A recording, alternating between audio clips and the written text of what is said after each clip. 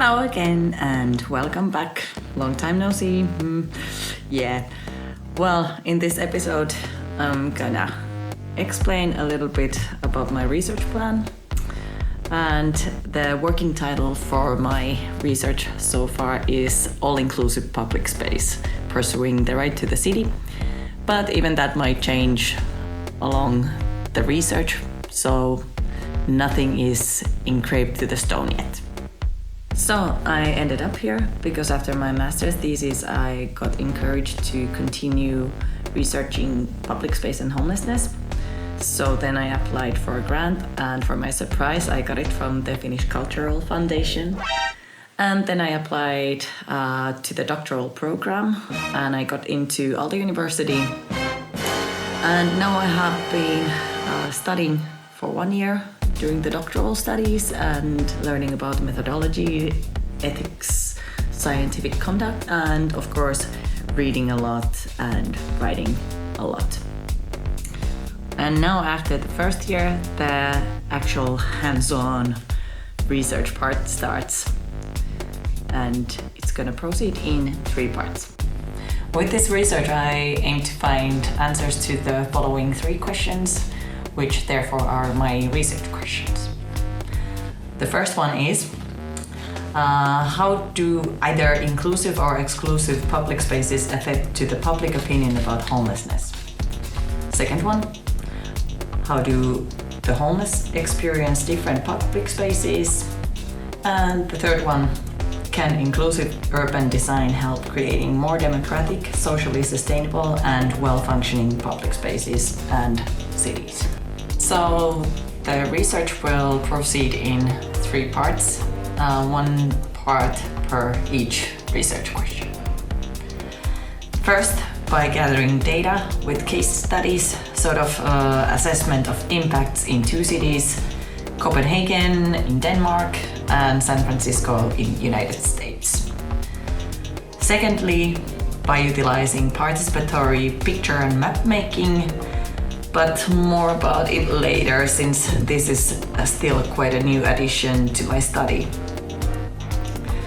And finally, applying what has been learned by conducting an inclusive participatory planning project here in Helsinki.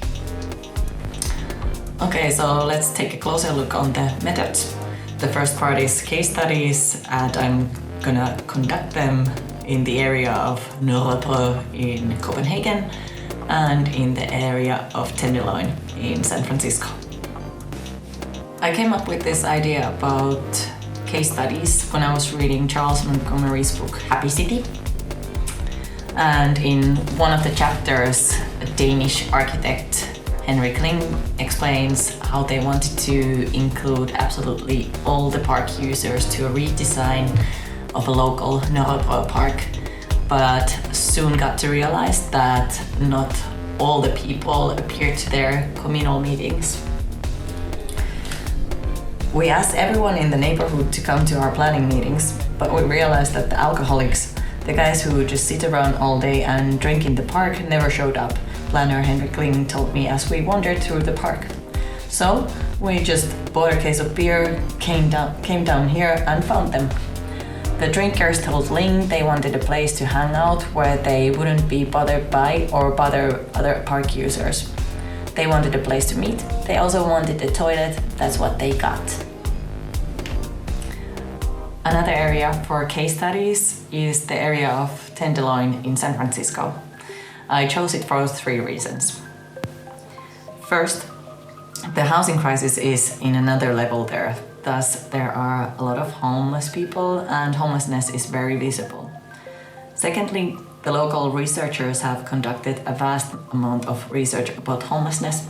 And thirdly, public spaces there have more strict rules and many of them have used hostile architecture as a way to keep the unwanted out. Also, there's interesting development projects going on, so I want to go and see how they're going on. To be honest, I'm quite weirded out about going to San Francisco to conduct this study because I'm gonna be doing interviews with the homeless people there, and it could be possible that some of them are earning actually more money than I do, but can't afford to have a home.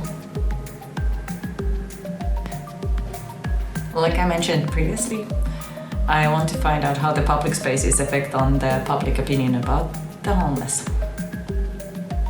And I will study that by conducting different sorts of observations in the selected public spaces.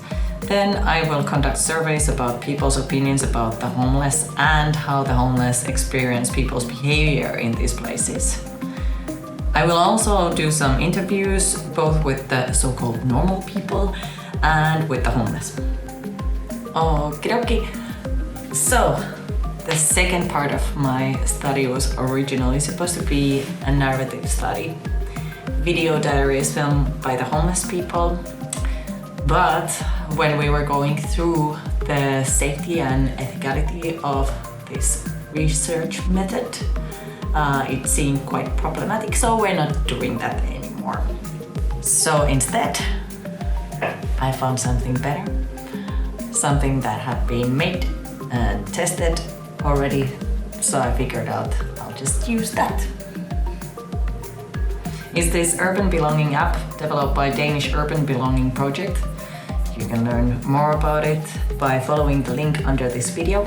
The app is about participatory photo and map making, and with it we can safely and ethically learn about the experiences and needs of homeless people in Helsinki. And the final part of the research is an inclusive participatory planning project, an actual planning project in Helsinki. The idea is to involve all these others, the homeless people and the so-called unwanted people, to a replanning of a public space. My initial idea was to do something about this square, commonly known as Piritori, which translates into amphetamine market. This place has been a stone in the city of Helsinki's shoe for quite some time. The heavy users of the square are the so-called unwanted people, and a police car is a very common sight here. There has been some attempts to make this place nicer, but the basic users of Piritori haven't been included to these processes much. Right now Piritori is being renovated, so it's most likely out of question for being the participatory project location. So the location is still unclear. If you have ideas, please tell me too about them.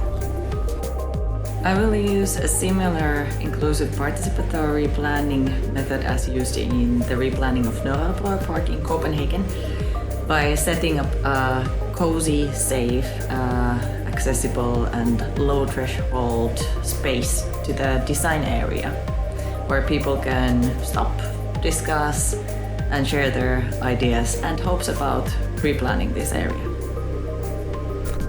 Project is to embrace and improve inclusive and participatory methods, and to encourage planners and decision makers to utilize urban planning methods that promote equality, solidarity, and social justice.